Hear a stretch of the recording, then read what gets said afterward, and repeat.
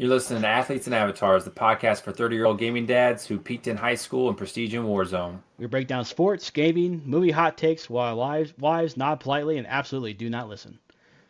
From late night lobbies, youth league sidelines, we're still chasing glory. And ignoring bedtime routines to debate Madden ratings. Athletes and Avatars. Because we still think we've got it. And we definitely don't. Welcome back to episode 8 of Athletes and Avatars. We are knee-deep in football season, Taylor.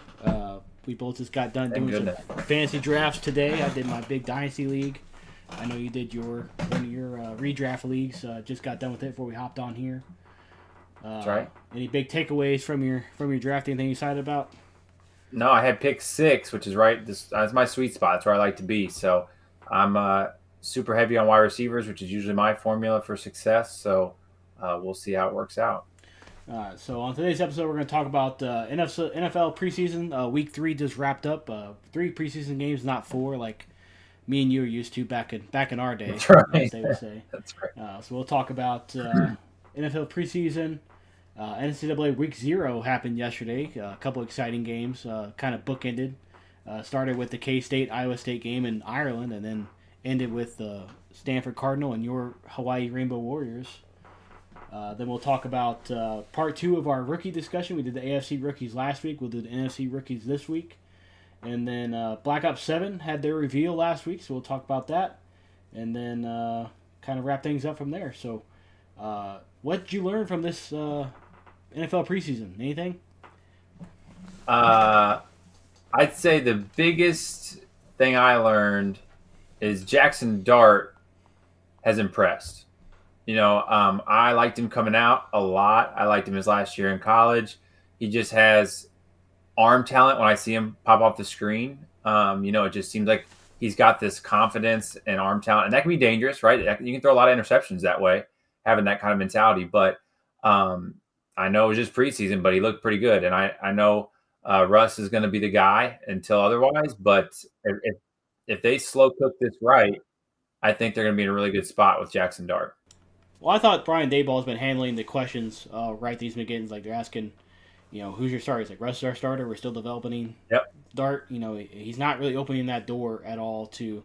Well, there's no reason to. Darts look good. No I think, there's no reason to rush him out there. He did get hurt in the preseason game there, and I got the wind knocked out of him. I think he didn't slide when he should have, and got popped a little bit, and he came out, and then famous Jameis threw a dart touchdown. Gosh. I forget who he threw it to, but so he's still young, still a lot of learning to do. I think he does play this year. I think they give him give Russ a little bit. And the Giants don't have unreasonable expectations this year. Nobody's saying, "Hey, you guys have a roster where you should be banging down the door for a division title and take off." So that's why there's absolutely no reason to rush him. Yeah, and at the end of the day, he's still behind Russell Wilson, who's still one of the top 10 quarterbacks of our lifetime, probably.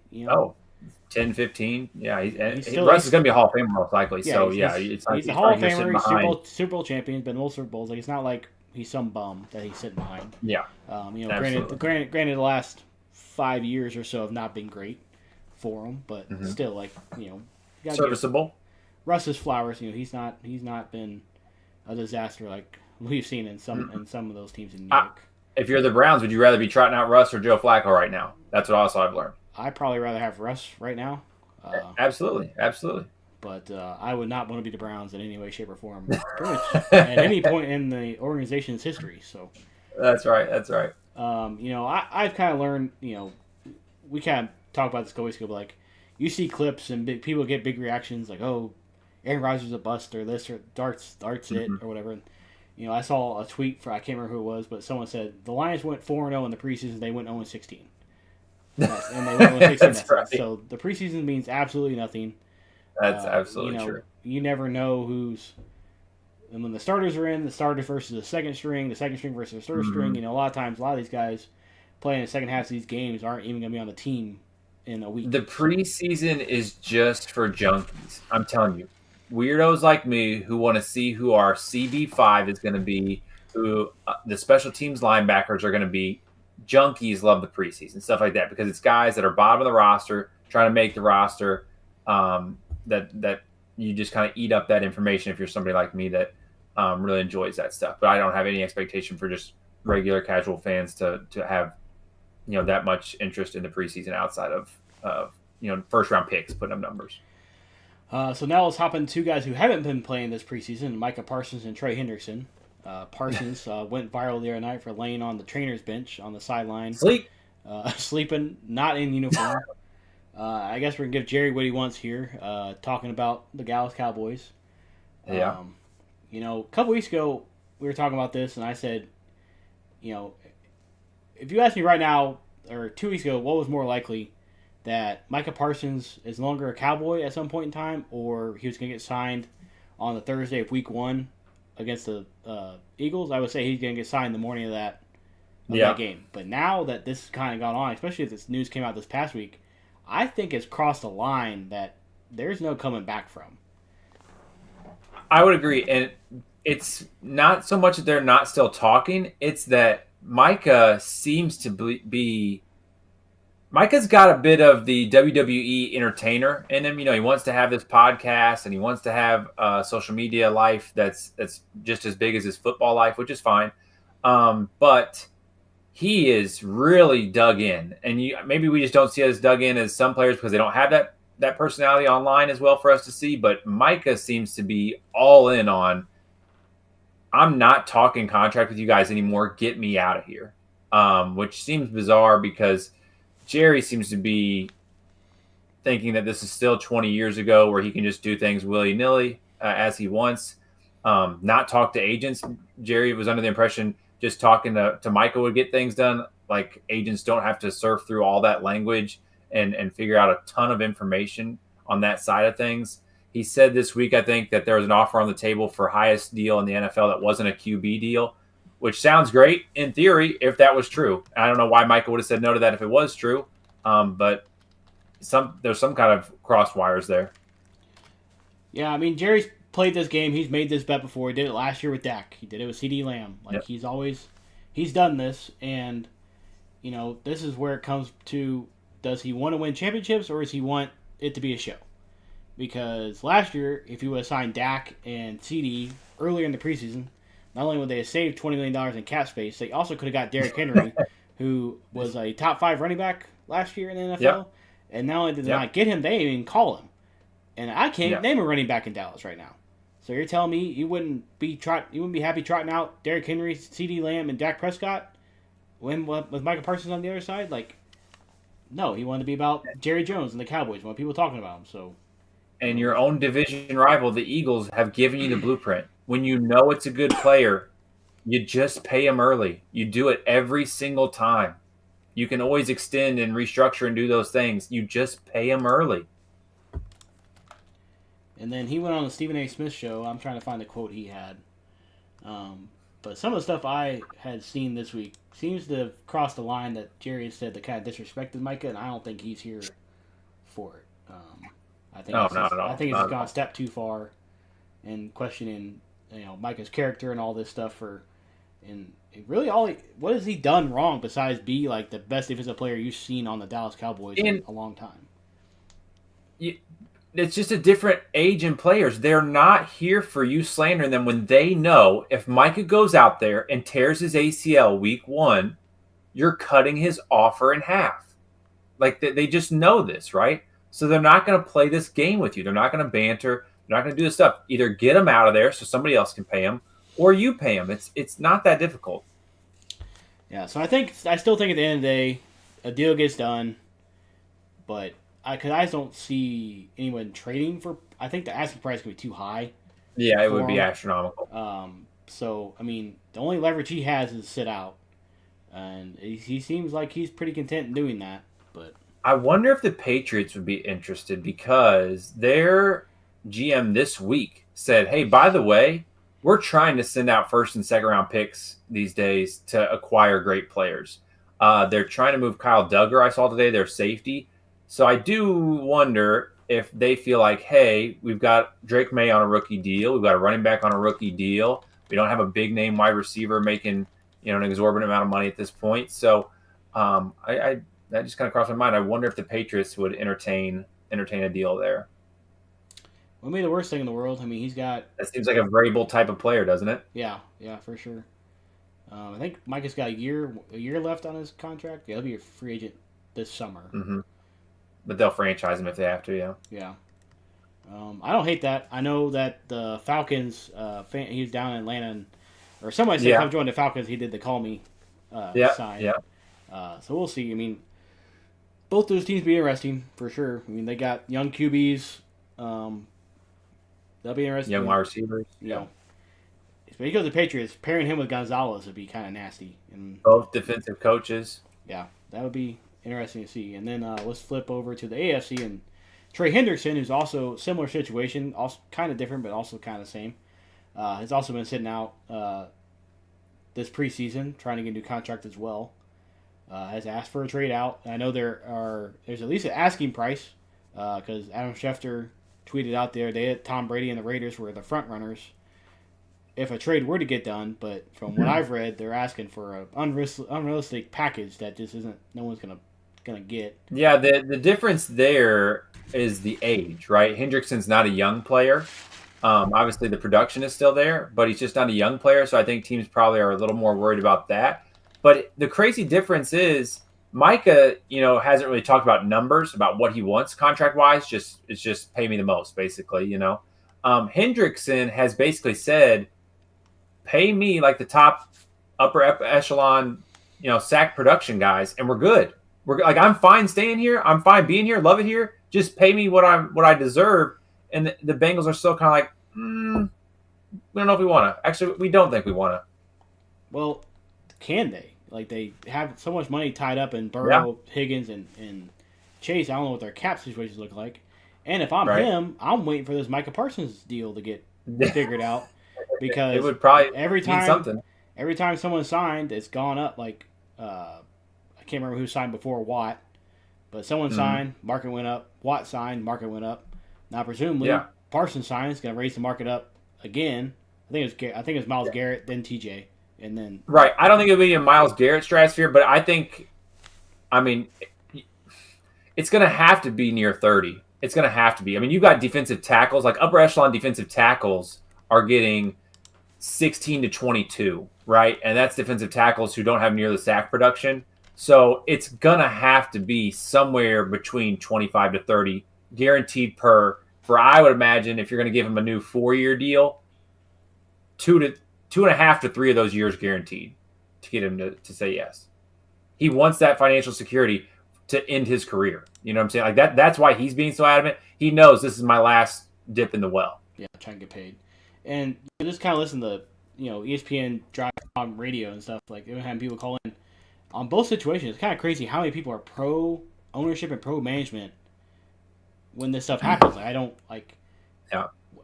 People like me and you. When the reason you're in this conundrum is because your management didn't do what they needed to do early. Yeah, and it's like we're like me and you want to get paid as much as possible whenever we can. Like, when are we ever on the side of corporate? Pro CEOs. When's anybody in a normal life on the side of CEOs, corporations? Never.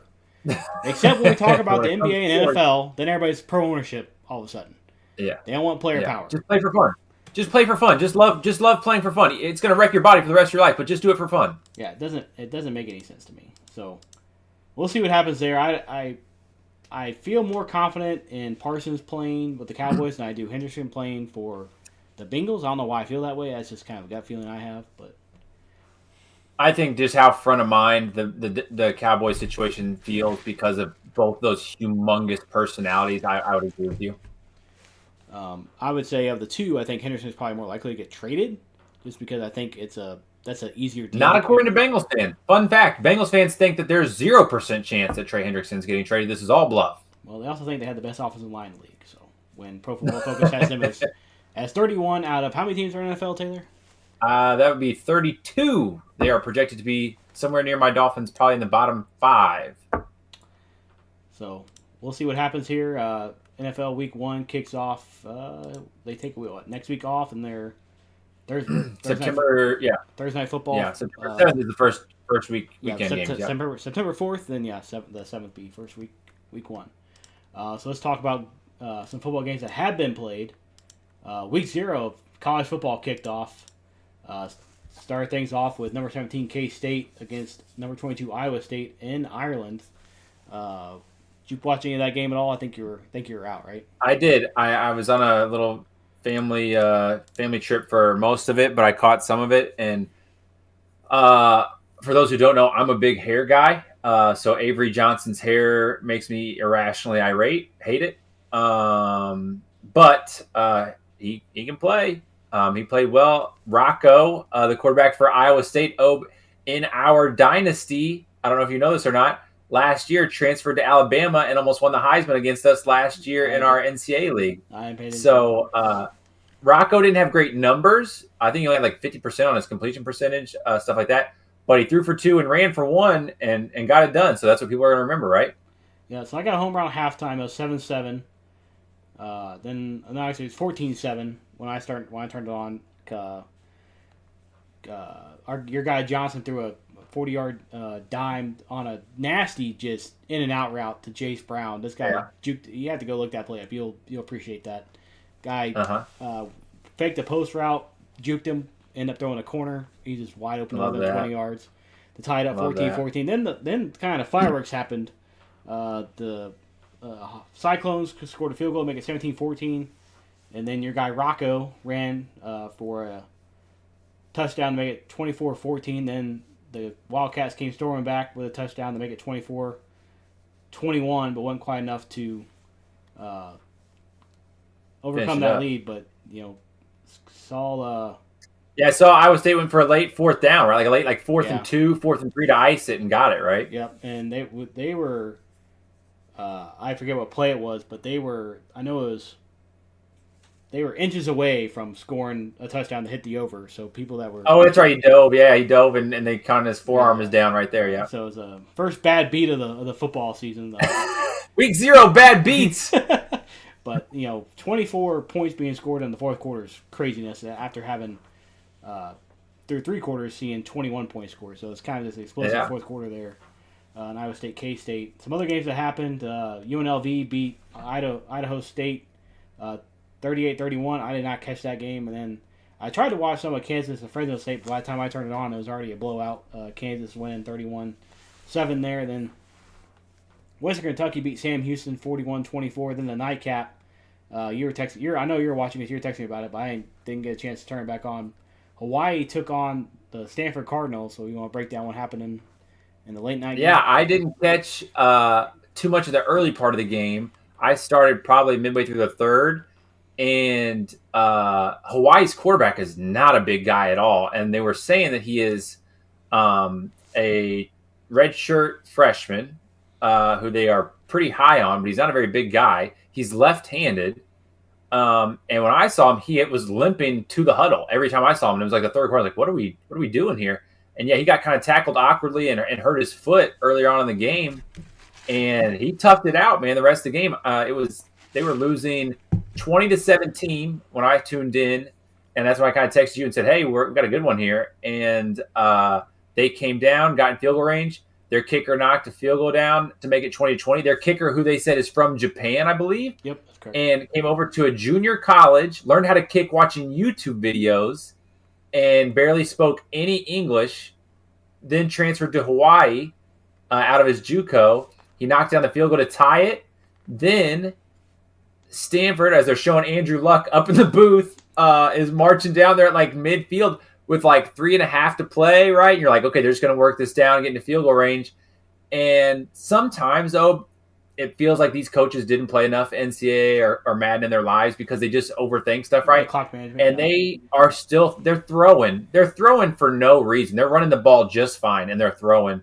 And they tried to throw a quick little out, maybe to a running back, or maybe it was a bubble, something like that. And the outside linebacker or corner just jumped up in the air, caught it and fell kind of as he corralled it and intercepted it at midfield. So Hawaii had, 2.5 minutes from basically like the 40 on their side to get into field goal range, and that QB drove him down. He scrambled for a couple first downs, made a couple good throws, and got him into field goal range. And their kicker knocked it down with no time left on the clock to send the Rainbow Warriors to a Week 1 upset. So I'm looking at the win probability graph here. Stanford had an 85% chance to win at 20-17 with 42 left in the fourth. And Mazawa, he's been all over my social media today. I've been seeing a lot of stories and stuff, videos and stuff on him. But yeah, hit the walk-off. Basically hit three 40-yard field goals. He hit one from 40 to make it 17-13 to give Hawaii the lead. Then he hit the one from 37 to tie it. Then he hit one from 38 to win it. Legend. And that game was in Hawaii too, I believe. It looks pretty. Yeah, sunny. it was so bright. That was the first thing I noticed. I was like, "Where is it?" I was like, "This has to be in Hawaii." It was like they were playing on the sun. So you always gotta love those West Coast games. There's always that's not even West Coast. That's beyond West Coast. But those late night. If you've had a bad day of bets, you go hit the West Coast games to kind of get. Try to save it. You can try to save it. Yeah. Try and hedge your day. Oh, and by the way, I was thinking how the Stanford Cardinals have fallen. Not that when we grew up like Chase Daniel and them boys, Stanford was relevant. But man, Stanford had a 5 to 7 year run where it was like, yo, they're a top 5 to 10 team perennially, and if there was a playoff at that time, they would have been in it every year. So basically, let's talk about the Davis Shaw era. So he was there from 2011 until 2022. And Luck, McCaffrey, Bryce Love, like you said, Toby Gerhardt, Colby Fleener, the tight end that was with Luck, was a great player. Yeah, they were a Pac-12 powerhouse for, I would say, 5 to 7 of those years for sure. Yeah, but they were really good. Since he's left, it's not. I really haven't thought about. Richard Sherman was there. Yep. Let's see. Then he left. He left in 22. Took a year off. Now he's the passing game coordinator with the Detroit Lions. And then I know in the offseason they made Andrew Luck their what do I call it? Head of like football operations or something like that, right? Yeah. So really, looking at his 2011, 2012, 2013, won the Pac-12 North. And then let's see here, 15 won it again, 17 won it again, and then 2018 was kind of where it started to fall through. It went 9-4, got third in the North, won the Sun 11 to 17. So we'll say 6 years they won 4 titles and were pretty damn good. Yep. So they lost Fiesta Bowl, won Rose Bowl, lost Rose Bowl, won the Rose Bowl, lost the Alamo Bowl, and they were. Tons of schools would kill for that. And then that kind of run. Kind of falls off in 2019. They go 4-8, 4-2, 3-9, 3-9. So yeah, that's what I mean. It's just like the wheels have completely fallen off Stanford. Kind of skidded off there. But let me just pull up these. Take the trip down memory lane here. Let me pull these rosters up. I remember thinking it was cool. Colby Fleener got drafted to the Colts with Andrew Luck, and I'm thinking like, oh, how awesome to have your tight end from college come down. That's not the one. Do some dudes, naming dudes. They had a bunch of good offensive linemen as well. 2011 Stanford. I think they had some big names with USC that were prime time. So 2011, that was Andrew Luck's last year. Yeah. They had a lot of. And he goes number 1. He goes number 1 in 12 with Tannehill and Russell Wilson's draft, and RG3 goes second. So I was going to read off just names in the NFL that we would know. So Andrew Luck, Ty Montgomery, Kobe Fleener, Zach Ertz, David DeCastro. Yep. Steeler legend. A lot of guys on the defensive side of the ball, but I don't think they're big enough names to know from the NFL. So that was the 11 team. Then next year, nothing really too crazy jumping out. It's really until they get Gerhardt. Bryce Love was supposed to be the next big thing and got hurt, tore his knee up. Tyler Gaffney was there. Ty Montgomery still. Yeah. Blake Martinez. Blake Martinez, a linebacker, yeah. Yeah. Packer, I think. I believe so. That sounds right. Yeah. Then 2014 CMC, Christian McCaffrey rides on campus. Yeah. He basically carries them for the next 3 years. Yeah. Kevin Hogan was their quarterback, and Dalton Schultz was there. Austin Hooper was there. Tight end U down there. Yeah, good serviceable tight ends. Jake Bailey was. I was telling Brett too. The Hawaii helmets were so cool. The ones they were wearing with the the H on one side and then the islands on the other as their logo. That was pretty cool. That must be Toby Gerhardt. Must be older than I must be Davis Mills. Toby Gerhardt's going to be like while I was in high school here. I think you're talking so that was earlier. So he was 08, 09. Yeah, he must have been before. What year? There we go. Somewhere there. So it was Luck's freshman year, 2009. Luck was a freshman. Yeah. Toby Gerhardt was a senior. Yeah. So he's a lot older than I thought he was. Richard Sherman that was his senior year, was 2009. So really from like 2009 till what? 17, we said. 17. Some up, some down. 8 years. Mm-hmm. Yeah, 17. But they were 16, super relevant. 17. They were. They were. Say what you will about the Pac-12, but once upon a time the Pac-12 was Stanford, USC, Cal. Oh, man, man, they were Oregon, Washington. Yeah, they were a strong conference, and it sucks. What happened there? Mike Leach and them boys at Washington State putting up 500 yards passing. Oregon State had a cup of coffee. I remember they had the Rogers kid. He was a Dolphin, wasn't he? Jaquez. No, he was a Falcon. I could have swore he was a. He might have been for a cup of coffee, but his bread and butter was for the Falcons. But there was time, Pac-12 was, up there as one of the best football conferences in the country. You didn't want to go there. If they came to your place, sure, but you didn't want to fly the boys out to any of those places. No, you didn't want to play at UCLA. You didn't want to play at USC. You didn't want to play at Stanford. Really, any of those stadiums back in the day. No. Anything else? What about week one? I know we talked about Texas, Ohio State. I've been seeing people saying, like, don't be surprised if Texas blows Ohio State's doors off because the talent gap there is just so big. I've seen a little bit of that too, and if they just run it down their throat, maybe, but you're going to be hard pressed to tell me that the Ohio State guys that they've got over there can't hang.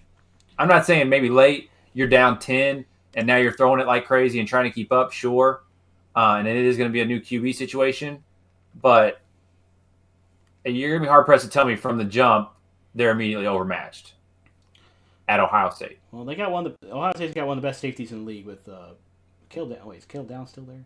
He graduated. Yeah, and they have the best wide receiver in the country. Yeah. I think maybe a question mark at quarterback. We'll see what happens there. But Ohio State's always locked and reloaded. Like that's what I mean. Like I think that's just the thought because you don't know the names yet. Like I said, the QB situation's a question mark, and so you don't know the names yet. You know the QB situation in Texas, so you're a lot more comfortable. Yeah, and they made it deeper in the playoff. All those guys come back. Like you just know the names. But Brian Day, say what you want about him, has been top 5 coach. Like I don't think he hasn't lost much. When you see, does Ryan Day get blown out? I mean, by anybody really? He got saved in that Notre Dame game a couple years ago. That started his beef with Lou Holtz, but right. All right. Let's switch over to NFC rookie time. NFC rookie. Yep. So first up on my list, we already talked about Dallas Cowboys. What you got? So they took Tyler Booker in the first. Was kind of consensus top guard in the class if you wanted just a heavy, powerful guard, which if they still had Ezekiel Elliott in his prime, I would say yes, is fantastic. I think he's done okay from everything I've seen there. You were asking about the running backs, if you could name one earlier. It's going to be Jaden Blue, the running back out of Texas, now that we're talking about Texas, who didn't put up gaudy numbers at all, but he put up an insane combine. So take that for what it's worth, I'd say, as far as, if the line's figured out and Dak's airing it out to CD and Jake Ferguson and those guys, then maybe Jaden Blue has an easier time. The guy that kind of interests me is Siobhan Rebel, the corner they took in the third out of East Carolina. He had a late, first-round grade almost all year, and then it was their last week or maybe first week of the season last year towards ACL. So he didn't play the whole year leading up to his draft when he had a super high grade. So, that again, you've got a player right there that if he gets healthy and gets right, maybe you strike gold there with somebody in the third round. Yeah, and then we'll flip over to the New York Giants. Abdul Carter is obviously their number 3 overall pick there. People talk about him like he's the second coming of Lawrence Taylor in the preseason. Then you got the big name value quarterback there, Jackson Dart, who we kind of talked about already. Love me some Jackson Dart. I was actually kind of upset that I didn't get him in my draft today, but he went for a little. We do an auction draft, and he went for a little bit more than that I could muster for a rookie quarterback. As much as I like him. Yeah, they have a fun name draft, right? I mean, like I said, Abdul Carter's going to be fun to watch this year. Jackson's going to be fun when it's there. He comes in. And then a guy we talk about a lot, Cam Scatabo. Scatabo, however you want to say it. I think it's Scatabo, but it's got to be the most.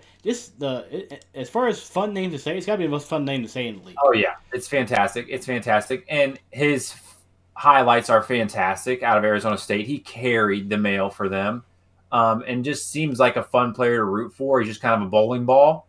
His contact balance is fantastic. I don't know if he's going to run for 500 yards. I don't know if he's going to run for 700 yards. I don't know if he's going to run for 200 yards because the NFL is a completely different beast, right? And you just don't know. But it's definitely somebody you want to see what they can do after what they did in college for sure. Yeah, he's definitely a fun name to watch for. He actually went pretty expensive. He went higher than the starter did for the Giants. Oh, Tyrone Tracy? Yeah, he went. Yeah, I can see that. I'm pulling up our league. Hang on. He went for. Someone told me how much he went. I actually had someone draft for me because I couldn't go. But the number I was told he went for, I was like, "There's no way." He went. Yeah. I think it was like $15. I'm like, probably so. Anyway, but yeah, definitely a fun name. Next. You can name every rookie they have on a team. So. Oh yeah, that's always a fun draft. So if this was got to excite Giants fans, if they hit on all three of them, and they appear to hit on Malik Neighbors, he's got some sneaky injury concerns. He's had something nagging since all the way back in his LSU days. So if they can hit all of them and they all stay healthy, offense. Might be something brewing there in New York. That's right. So then the Eagles, who always seem to have someone land in their freaking lap every year, get Jahad Campbell, 31, who fell. Pretty much everyone's consensus seems to have fallen pretty far in the draft. Then a couple years ago, he was supposed to go in the teens for sure. And then they land Jalen Carter. He had a lingering pec injury or something like that. That I don't know if he was going to get surgery on or what they were going to do, something there. But yeah, that's why he fell. Their second round pick, Andrew Makuba, was a safety out of Texas, out of that super great secondary. Like we talked about with Barron going to the Cowboys. He was another great safety there.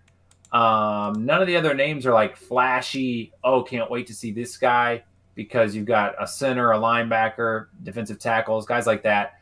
The only other name people probably know is Kyle McCord, a QB out of Syracuse, who must not be doing that well because they just traded for Sam Howell today.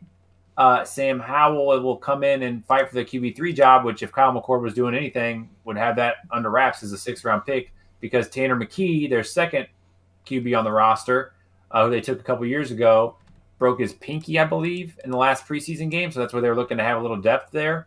So I wouldn't imagine McKee goes on IR for 8 weeks or 10 weeks. Barry or anything Clark's like that. But, on the stage. Either way, McCord must not be doing much if you're trading for Sam Howell.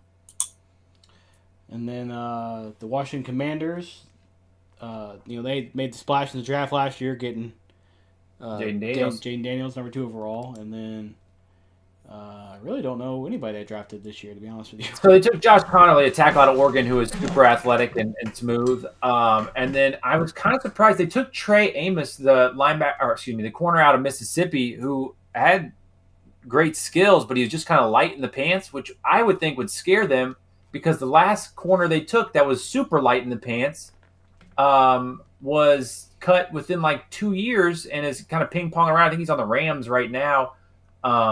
But he was their first-round pick 2 years ago. 2 or 3 years ago, they already got rid of him.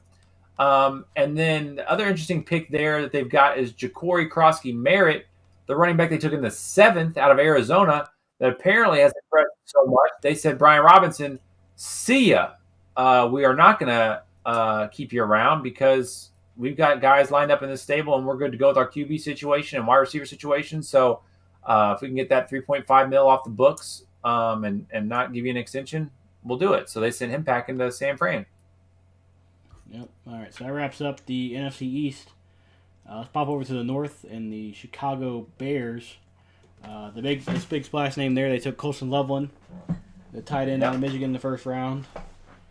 I really haven't seen a whole lot for him this week. I watched the Chiefs-Bears preseason game the other day, but I wasn't super locked into it. So I I saw Caleb Williams had a nice drive in the first drive of the game. I honestly didn't know if Level even played. But then they also got a tackle in the second round there in Chicago. Yep, and then our boy Luther Burden is kind of the exciting name that people want to see do well, just because if Luther is what he was in college, which is dynamic, now you've got this stable at wide receiver for Caleb, which is DJ Moore, Roma Dunze, Luther Burden, with a still very serviceable DeAndre Swift, with a offensive line that you've poured resources into year after these last 2 or 3 years. And now you've got the offensive wonderkind, Ben Johnson, that everybody wanted. So there's really no excuse on offense for them to not be productive. If he treats LB3 like his sophomore year, just doing jet sweeps and bubble passes and just get the ball in his hands and let him run, Let him work. Sky's the limit for that guy. He's got to get the ball in his hands, kind of like Tyreek. He's not as fast as Tyreek, obviously, but early Tyreek Hill, just get the ball in his hands somewhere at or behind the line of scrimmage to let him run. Good things will happen. I'd say that's a very top-heavy draft class. Colston Loveland, Luther Burden, and then Ozzie Trapillo, that other second-round pick to tackle. They took Shamar Turner, another defensive tackle as well. But Zoff Frazier, the corner they took in the 5th, was a roadrunner, a UTSA roadrunner that put up like insane numbers. I think he ran a 4.3, and he's like 6'3" or something like that. He's huge. But he's had like personal reasons. He hasn't been able to do anything all offseason with them at this point. So they're going to be a very top-heavy draft class. They had a first-round pick and then 3 seconds, right? So what more can you ask for? It's going to be those 4 guys. How do you work, Yeah, I think there are a lot of questions on offense, but it's more excitement on what can happen. I think the big question really lies on defense there, on what are you going to get from the Browns? I think they're going to score. Can they stop anybody? I don't know the answer to that question. Then let's head up a little bit north west there in the Detroit Lions. Who add another offensive lineman to their, seems like a rag of riches offensive line. They got one of the better lines in the league as far as names go. They did have a lineman retire, though. So Tate Ratledge, the guard out of Georgia, who a lot of people liked, he's going to slide right in there. He's a tough nose. If Dan Campbell was an offensive lineman right now, that's who you'd compare him to. Tyleik Williams, the defensive tackle they took out of Ohio State at the late first, is enormous, right? And I think his biggest asset's going to be he doesn't have to come in and be the guy. You're a first-round defensive tackle at pick 28, but you've got Aiden Hutchinson, right? Like, you've got these other guys that are there.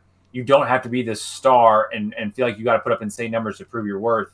The guy who's catching a lot of attention and catching a lot of passes and touchdowns, Isaac Tesla out of Arkansas, who won a high school state championship in the Detroit Stadium as a quarterback running the option, is now kind of a height, weight, speed problem at wide receiver. And he's done a really good job this preseason. He's made some great catches and I think scored 2 or 3 touchdowns in the preseason. So Isaac Tesla is the name to watch on your fantasy radar if he's available. All right, make those notes. Good time to be alive if you're a Lions fan. There's been a lot of bad. That's right. You mentioned the 0-16 season, which happened, not that long ago, but also kind of long ago. 15 years ago probably was. Trying to think what year that was. But we're not too far removed from them going 0-16. That's right. Let's head north to Green Bay, where the Packers finally took a first-round wide receiver in the first round for the first time in what feels like forever. Yeah, and he ran an insane 40, and he's fast as can be, and he has a sweet name, Matthew Golden. He just picked a terrible number, so I can't put my faith in him yet because he picked, I believe, 22. I believe he picked 22. If you want to double-check that while I talk about the rest. I think Matthew Golden picked 22. Imagine being on a vacation for so you're going to be very confused seeing him line up out wide in that. The other guys they took, Anthony Belton, offensive tackle out of NC State. You're not going to notice those guys that much early. Savion Williams, a wide receiver out of TCU, kind of the same thing. They're so deep at wide receiver. Guys like that probably you can't even have an expectation for at this point just because their group is so big with Jaden Reed and those guys. But yeah, Matthew Golden's the one name because they never take a first-round wide receiver, and they did, and he can fly. And he is wearing number 22 to confirm that for you. Oh, gosh, it's atrocious. That's atrocious. I can't. I don't think I can. Running back usually what I associate that number with. But Yeah, a scat back. A scat back is usually who's in 22. then we'll head over to Minnesota, who went a lot of line in their drafts, and even got some. I know picked some up after the draft's over as undrafted free agents. So Yeah, they took Donovan Jackson, a guard who out of Ohio State, who didn't have like the height, weight, speed stuff to catapult him to a top 10, 12 pick. But every person I respect that breaks down that stuff says he's a fantastic guard. So when you've got a young quarterback like that, JJ and you've got the wide receivers and all that stuff, all you're trying to do is make sure that line is solidified. So that pick, I'd imagine, is going to work out for them unless he for some reason regresses. And then nobody else really stands out that much on this list to me. Kobe King, the linebacker out of Penn State. Penn State's known for pumping out good defensive players, but it's a pretty meat and potatoes draft for them with hoping that Donovan Jackson helps that offensive line stay solidified. Yeah, they just got a lot of question marks at quarterback. Obviously, J.J. McCarthy. It's not great, when your rookie year you get hurt in the preseason, don't even get to play a season, and then right. And they really barely trotted him out in this preseason, which I had lunch with Salt and Adante on Friday, and that was my biggest frustration because I'm a J.J. McCarthy fan. But I know we're not trying to overplay guys in the preseason and risk injury, but at the same time, a guy like that, he's closer to Anthony Richardson than he is some of these guys just reps-wise, right? Like he needs reps, and I love their coach, McConnell. So I'm not going to second guess that guy at all, but I would have liked to see JJ play a quarter and a half. Like I said, I know you don't want to risk injury, but at the same time, that cat needs some reps, man. Yeah, I think you got to trust the process with them. They got one of the best coaching staffs in the league with, like you said, KOC, and then they got Brian Flores on the defensive side of the ball. And somebody said something the other day that I didn't really think about. They said, you don't really, like you mentioned, he doesn't really need reps because he's going against Brian Flores' defense every day in practice. Yeah, and, that's true. What is going to get thrown at him that he hasn't already seen or, right? Probably what he's. That's a top 5 coaching staff. For those who aren't aware, that's a top 5 coaching staff on both sides of the ball. Like Brian Flores will probably get another head coach job at some point, but he's easily a top 3 to 5 defensive coordinator right now, and KOC is the same thing on offense. So that if you're curious, it's not just the Justin Jefferson show there. That's why they are that good. The last couple of years that's an extremely good coaching staff. Yeah, if anything, the defense he's going to face is going to be easier compared to what he's been facing. Yeah, in camp and everything. So let's go down to Atlanta, who made a splash draft night, taking not only Jalen Walker, but then trading back into the first to take James Pierce Jr.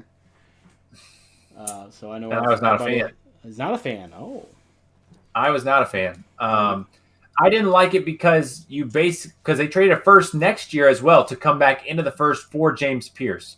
So my frustration there is, if you thought he was worth 2 first-round picks, why didn't you take him earlier? What you could have taken him with your pick 15 and found something else there. I just don't like that value, giving up another first for him. I know a lot of times you want that 5th-year option, but as big as his name was at Tennessee 2 years ago, maybe, he really kind of, amongst draft nicks, regressed over the last year with motor issues, things like that, stuff that you never want to hear, right? Not, hey, he had an injury that was lingering and then this happened, right? There's no question how talented James Pierce is.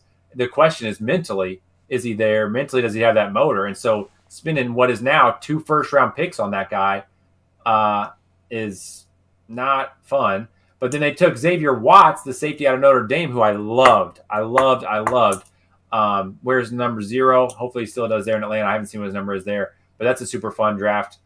Billy Bowman was regarded as a great nickel/safety as well out of Oklahoma. So, when you got a defensive coach, obviously you're probably going to lean to that side of the ball in a draft. And they've already got the young pieces on offense, like we talked about, Drake London and Penix and Bijan and Kyle Pitts, right, and all these guys on offense. So they went defensive heavy, and it makes total sense. You took 2 edges with great potential and 2 safeties, and I mean, the Falcons could surprise some people this year, honestly, if things go their way. Well, the problem with doing what they did and trading back into the first is now there's expectations with it.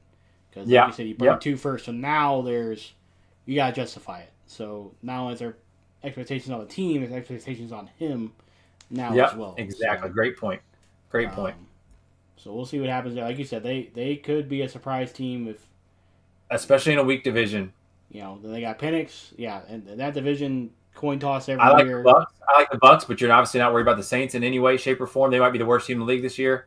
If you're going to do it, do it. Yeah, it's just the Falcons are young, so it's how much can the guys that have been there, Bijan, Penix, the guys they've had, how quickly can they flip the switch and turn into something? What do the rookies get you right at the gate? Then we'll go to Carolina with probably your favorite player in the draft? Tet McMillan. He was my wide receiver 1. Yeah, I enjoy all the Tet tape. He feels like Mike Evans to me, which is weird because Mike Evans, even today in my fantasy draft, was there and probably around 7, 8, something like that. And my head always tells me he can't get another 1,000, right? Like he just can't. When he's not fast, he's just a big guy, right? And he just wins these jump balls and his hands are fantastic. And what does Mike do every single year? He gets another 1,000, right? And when I watched him, that's who he looked like to me was Mike Evans. He was apparently a little nervous to run his 40 because I think they thought it might drop his stock a little bit. But when you've got those kind of ball skills and a QB, I would think in Bryce Young, who's going to give you opportunities. He's not a skittish guy.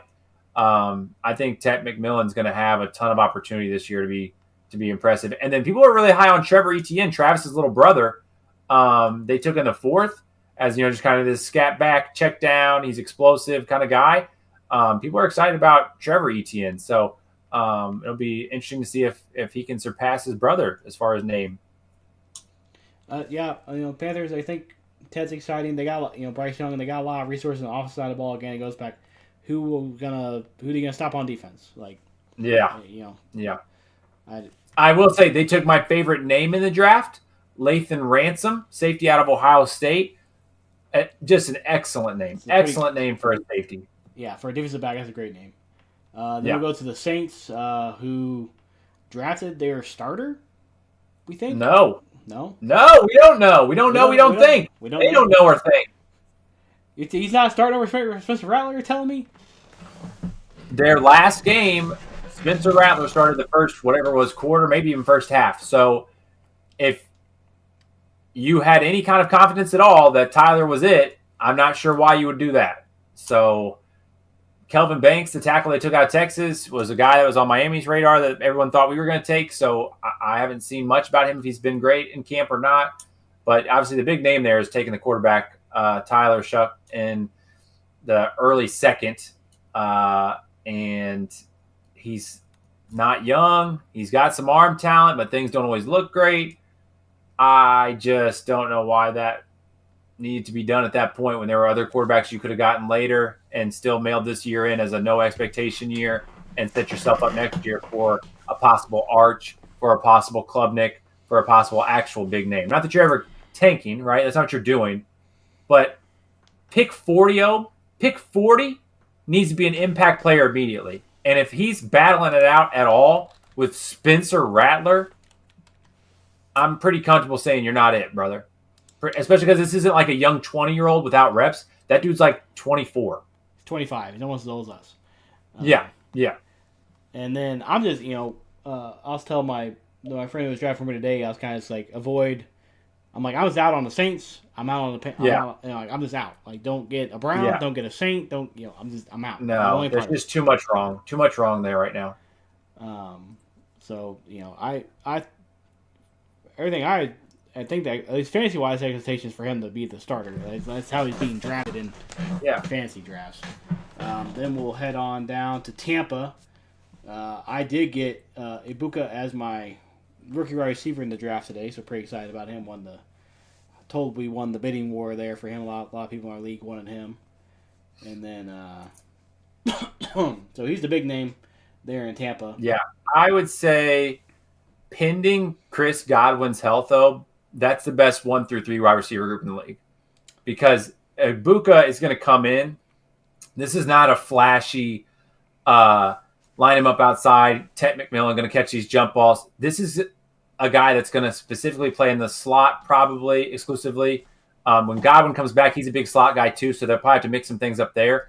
But he's going to route you up and be a quarterback's best friend. Like, it wouldn't surprise me at all if Egbuka catches 60 passes this year as a rookie and has 6 TDs, and then they let Godwin walk after a year, whatever it is, come back from this injury, because he just is such a QB-friendly wide receiver. And that 1 through 3, like I said, pending Godwin's health, the Bucs aren't like a Super Bowl contender as far as favorite like that. But if that's your first-round playoff game, that's keeping defense coordinators up at night. So you got Baker and them boys rolling into town ready to throw for 350 yards. That's nobody's sleeping easy there. And they also took some rookie quarterbacks, Benjamin Morrison and Jacob Parrish, on the defensive side of the ball as well. Both sneaky upside guys. Yeah. People liked both of them. So you could easily turn around that room in one season if both of them work out. And the important thing there, winnable division. Just get to the playoff. Yeah. It's you and the Falcons. Yeah, it's you and the Falcons. Then we'll go out west to the Cardinals. Took Will Johnson, who I wrote his name down I don't know how many times on our stupid list. In our draft game, draft game we do. I just got, you get, there's always one player every year. You just write down the name 5 times in a row, thinking he's going to go next, and they just never do. And you get sucked down that rabbit hole, and he ends up going in the second round to the Cardinals. That's right. They have a pretty top-heavy draft, too, but just not outside of Will Johnson. Walter Nolan is very talented. The defensive tackle they took out of Ole Miss, but kind of the same as James Pierce, like we talked about with the Falcons. Just some question marks around Walter Nolan as far as motor and things like that. So I'll be more interested to see Will Johnson for sure, because I wanted him in the second for sure for the Dolphins. We took a guard instead, which hopefully works out. But Will Johnson, from everything I've seen, has been as advertised. And we'll head it out to the Rams, who took another tight end. Not tight end you, but they're just stockpiling tight ends there in Los Angeles to run their 12 personnel to block for their running backs, it would seem. They got Tyler Higbee, Colby Parkinson, and Davis Allen also on the roster. So be ready for a lot of 2 tight end sets there out of Sean McVay. I would make the case they're known obviously for trading their picks, but I would make the case this is the most boring draft in the league this year. I mean, even if Terrence Ferguson does okay, there's just not another name really that jumps off here at you. And tight ends typically, outside of the super freaks, Bowers and guys like that, are usually a slow grind position into the NFL. They just don't usually jump onto the scene as these great players early on. It usually takes a couple of seasons to marinate. So, I know you can't do much with a second round pick, 14th overall in the second round. But to be fair, they killed it last year. They had the defensive rookie of the year, and he could have made a case for defensive player of the year. So they nailed it last year. I'm sure they're like, hey, we're still on house money right now. Then we'll slide over to San Francisco, who took Mykel Williams, 11th overall in the draft. San Fran had a interesting draft because, like you said, they took Mykel Williams, who everybody loved. Seems like they always take, defensive lineman. I like their second-round pick, Alfred Collins, big run-stuffing defensive tackle out of Texas. So I like when you pair guys like that in the same draft class. You've got the defensive tackle and the edge now. And so, again, like we talked about with pressure, right? Now those guys learn each other as they're both growing, developing. They're in the same rooms. They're in the same meetings, doing these things. And those guys don't have quite as much pressure.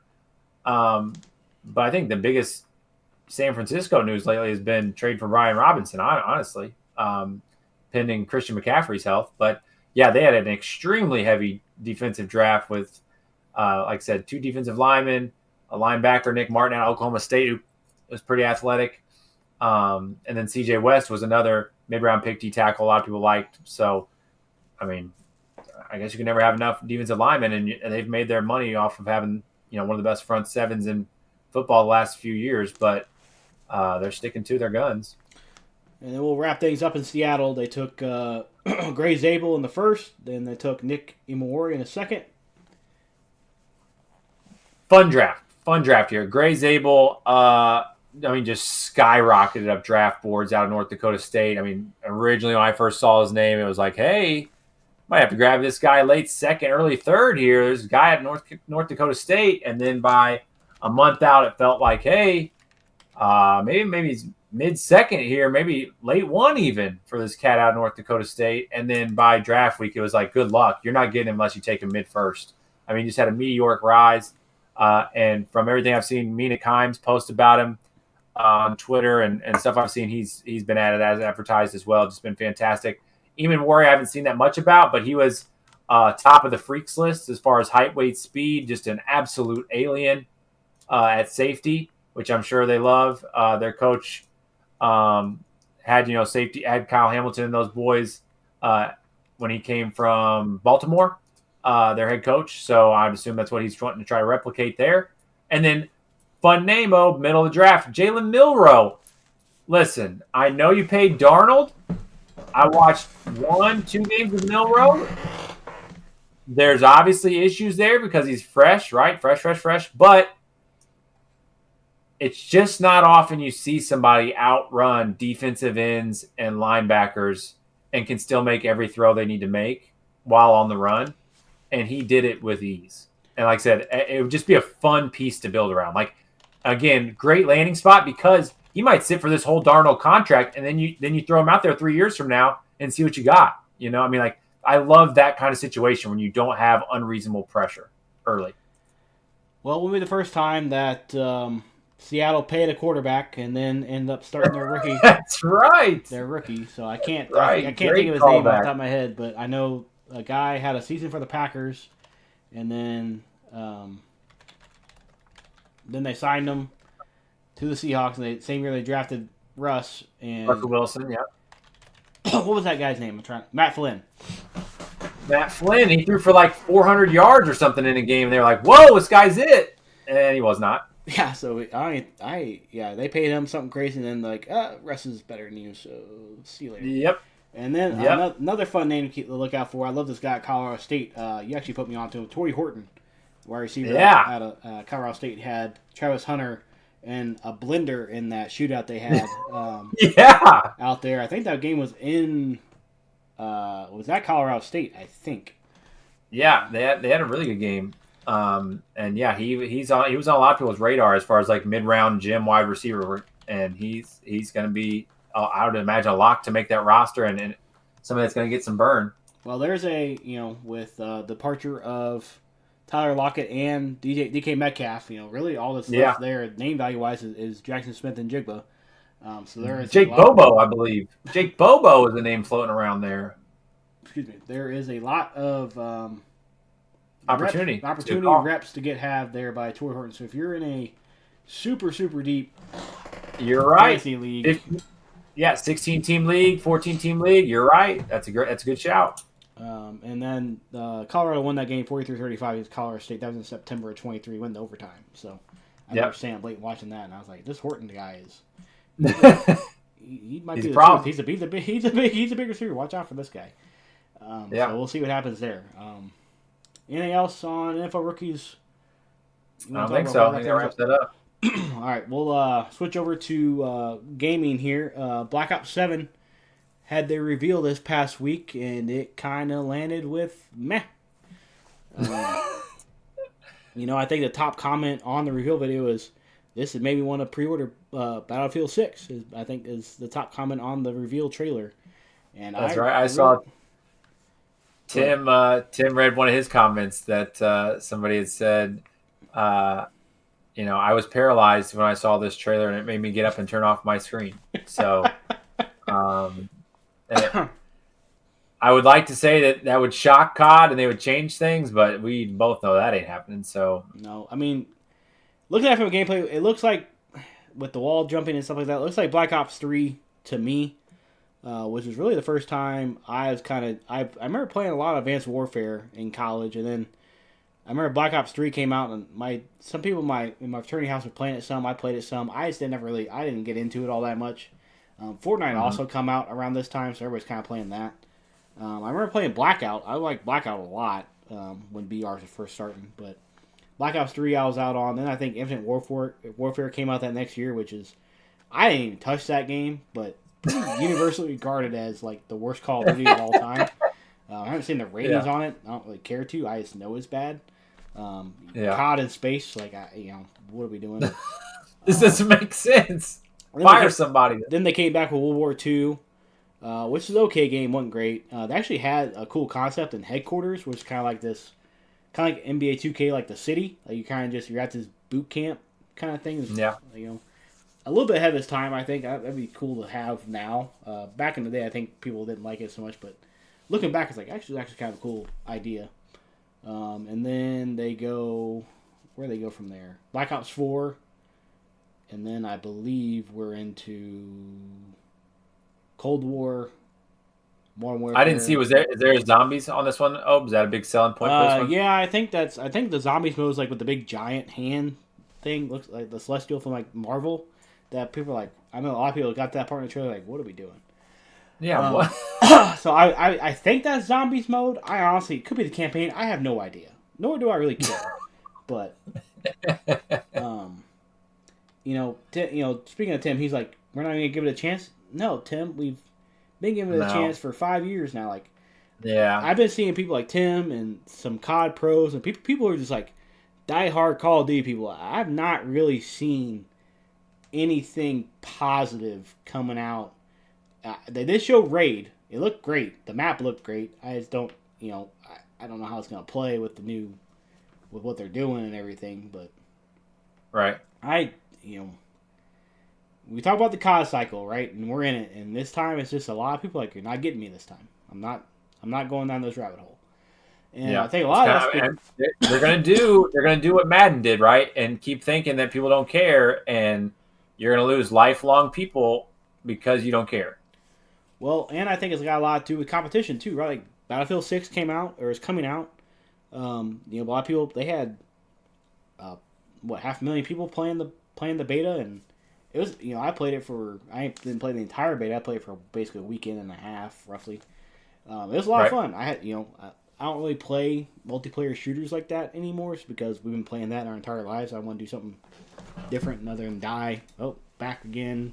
I just don't want to have that gameplay loop of die, respawn, but I think the BR has a lot of potential with Battlefield. Just in terms of like Battlefield itself, it's basically Warzone anyway. It's just like, you got tanks, you got jets, you got the destructible environment. Like, it literally is a war. So I think for that, there's not a whole lot there to make it a good BR. Or a whole lot there that won't make it a good BR. But I think it's just, COD now for Modern Warfare was probably, 2020 was a hit. Yeah. But then since then, with Modern Warfare 2, Modern Warfare 3, Vanguard, even for going back that far, to Black Ops 6, has just been kind of this, not a steep decline, but kind of just doing kind of this. And the way Warzone's gone with the skins and everything, it's just, it's not you don't enjoy a good, it's not a Call of Duty game anymore. No. Beavis and Butthead running around. Excuse me. No, I mean, I don't know what we're doing with that anymore. I guess it's, I don't know what I'm playing. I don't know what I'm looking at. And then on top of all that, the hacker situation has been 5 years running of just a joke. Like, I'm pretty convinced they're paying the hackers at this point, because I don't understand why it's so hard. They make it seem like their game's the only game that can't fix it, right? Yeah, I don't see really any other game that's currently getting developed or like has support with it that has a hacker problem as bad as Call of Duty does. Then you can go back to a game that came out 10 years ago. Yeah, well, that game's not had a dev on it in 5-6 years. Yeah. So I can understand it there with that, but when your game is actively being patched and updated and stuff, I just don't understand how it can be such a problem. And then I'm not even getting into like why you're even hacking to begin with. That's true. But So I guess the question is, are you gonna get it or are you gonna play it? I'll probably wait and see. Next on my list, like we talked about last week, is Borderlands. Tyler Kettle, one of our buddies, and Kurt, who we game with, have let me know that Delta Force is now available for download for free. They're trying to get me on Delta Force Streets, so I might entertain that. But I will my commitment open at this point. I would say just knowing your way. I know you probably like Battlefield more than you like Delta Force. Just my take on that. Yeah. I played it for a little bit and it was alright. Tell me well, so I'm dying over here. Hang on. no. Help me. Help me. Recap. We got about everything knocked out, right? That we wanted to. Yeah, and then stay on COD for a second. It'll be on Game Pass, I think. I'll give the VR a try. I don't know if they're gonna call it Blackout 2. Probably call it Warzone. I don't really know. I'll try that just to try it, but I'm definitely not shelling out $60 for it. Ain't no way. No. I'm more likely to shell it out on Battlefield, just from what I've seen. Even then, I'm still kind of like, I might not do it. That kind of wraps it up for this week's show. Yeah. Any final thoughts? I don't think so. We got a big college football week. Mizzou on Thursday night. Big week for you this week. And then we might be back next week. We'll see. We'll see. For those who don't know, I'm having a baby tomorrow. So we'll see what happens with the pod. Might be taking a week off. We're not sure yet. Yep. But this has been Athletes and Avatars, where sports and gaming collide. If you liked the episode, be sure to like, follow, and subscribe. I appreciate all you for listening who have and follow us on TikTok and Facebook and not Facebook, TikTok and Absolutely. YouTube. You guys are the best. We love all the comments, love all the suggestions, so appreciate it. All right.